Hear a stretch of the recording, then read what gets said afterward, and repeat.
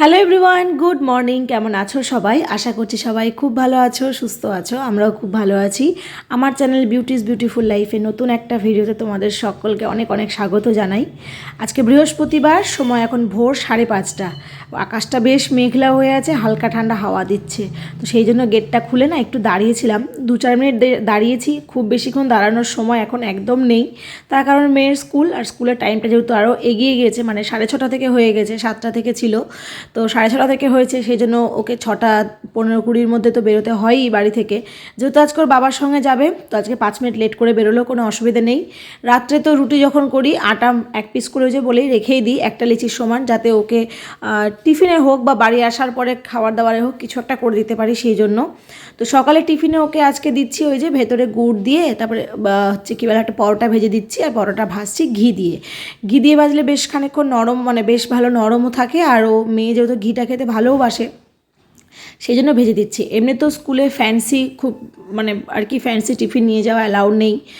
মোটামুটি বাড়িতে যেগুলো সিম্পল টিফিন হয় সেগুলো, আর এমনকি অনিয়ন গার্লিক, ডিম তো দূরের কথা, অনিয়ন গার্লিকও অ্যালাউ নেই। তো যাই হোক, টিফিনটা ওদিকে রেডি করে ঠান্ডা করতে দিয়েছি, এসেছি মেয়েকে রেডি করতে।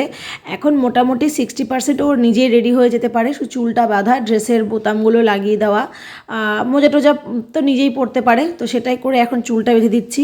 চুলটা মেয়ে কিন্তু এক এক দিন এক এক রকম ডিমান্ড করে, কোনোদিন বলে ঝুটি করে দাও, কোনোদিন বলে বেরুনি করে দাও, কোনোদিন বলে একটা ঝুটি করে দাও, সেইভাবে ওকে বেঁধে দিই। আর তোমরা তো জানোই, ওকে প্রতিদিন ব্রেকফাস্টে, মানে সকালে ফার্স্ট মিল হয় ওর এটাই, দুধ ছাতু। ড্রাই ফ্রুট ভেজানো থাকলে ড্রাই ফ্রুটটা খায়, তারপরে দুধ ছাতু খেয়ে তারপরে ওর বাবার সাথে এখন যাচ্ছে স্কুল। হাজব্যান্ড আজকে আর আড়ত যাবে না। এদিকে মেয়ে দেখো, ওর বাবাকে ওরকম চলো চলো করে ঠেলছিল, কেন জানো না? লেট হয়েছে সেই জন্য না, এই যে এই গরুটা ঠিক ওর পেছনটা এসে দাঁড়িয়েছিল, আর কি বড় বড় শিং, সেই ভয়ে মেয়ে আমার ওর বাবাকে শুধু ঠেলছিল চলো চলো করে। তো যাই হোক, চলো এবার আমিও ভেতরে যাই। গরুটা তো চলেই গেল।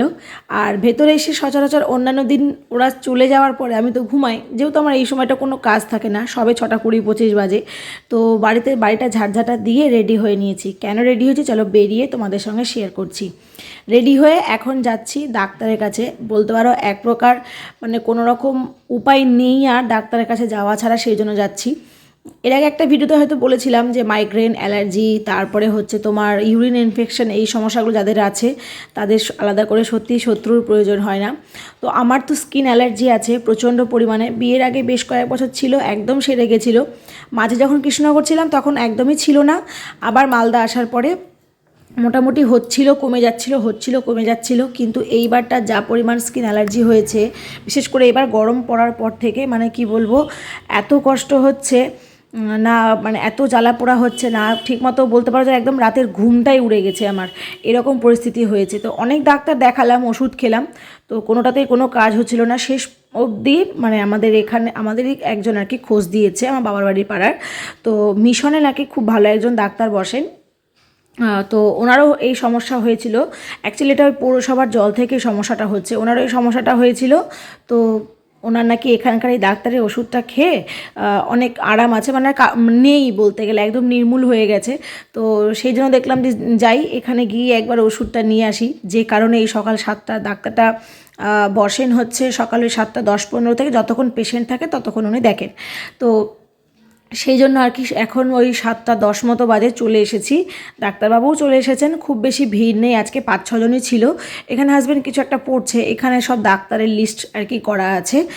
তো এখানে ওই জন্য বসে আছি, ভেতরে একজন পেশেন্ট আছে, আর একজনের পরে আমার নাম ডাকবে। তো চলো আগে ডাক্তারটা দেখিয়ে নিই, দেখিয়ে ওষুধপত্র নিয়ে বাইরে বেরাই।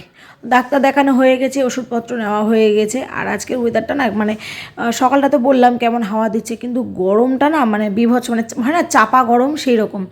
এদিকটা তাও হাওয়া টাওয়া দিচ্ছে, গাছপালা আছে বলে বেশ ভালো লাগছিল। তো বেরিয়ে যাচ্ছিলাম, ভাবলাম তোমাদেরকে মিশনটা বাইরে থেকে আরেকবার দেখিয়ে দিই। ভেতরে অন্য কোনো আরেকদিন যাব, আমরা মাঝে মধ্যেই মিশনে আসি, সে তো তোমরা দেখোই। ভেতরে খুব একটা ঢোকা হয় না, প্রার্থনা টার্থনা হয়, তো শুধু শুধু ভেতরে ঢুকে ডিস্টার্ব করাটা আমার আর কি ঠিক মনে হয় না। যদিও আমি জানি না কী কী প্রার্থনা, কী কী গান করতে হয়, সেই কারণে আর কি ঢুকি না।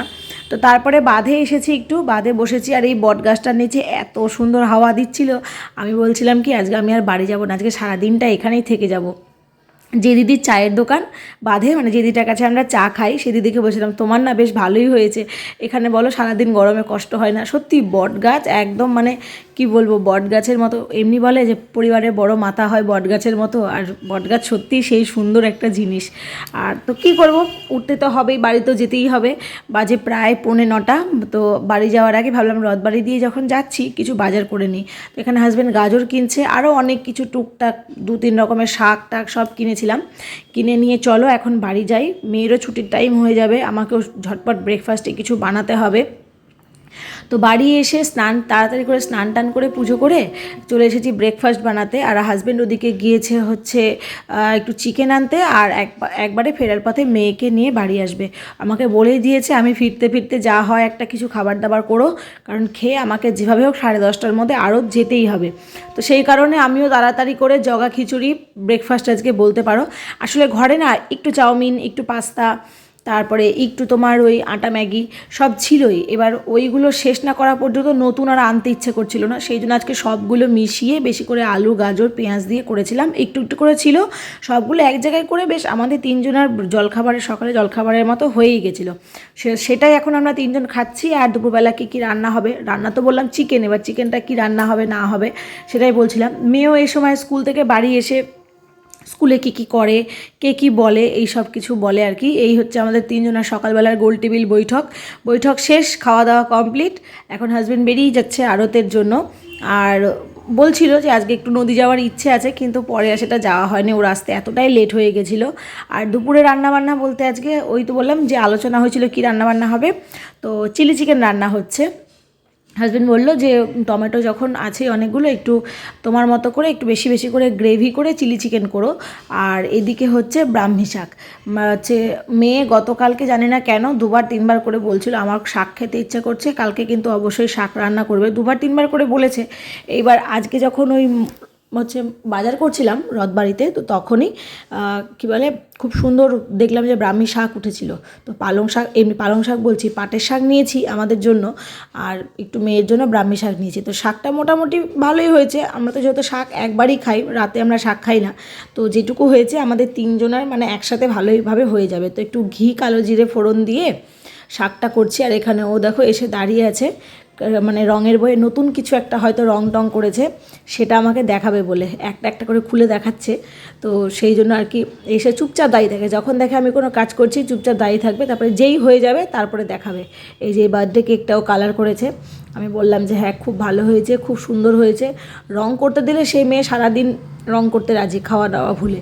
কী যে ভালোবাসে রং করতে, ছবি আঁকার থেকেও ছবিতে রং ভরতে বেশি ভালোবাসে। তো এখানে মা মেয়ে একটু কথা বলে নিলাম, হাই ফাইভ করে নিলাম।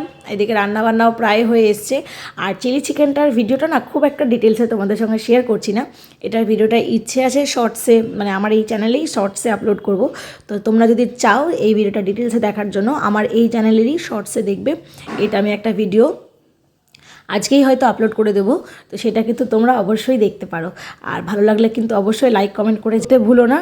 আর এখন যাব মেয়েকে স্নান করাতে। তো চলো রান্নাবান্না তো কমপ্লিট, সকাল থেকে কী কী করলাম না করলাম দুপুর পর্যন্ত সবটা তোমাদের সঙ্গে শেয়ার করলাম আজকের এই ভিডিওটার মাধ্যমে।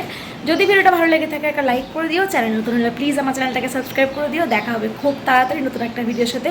সবাই খুব ভালো থেকো, সুস্থ থেকো, আজকের মতো টাটা।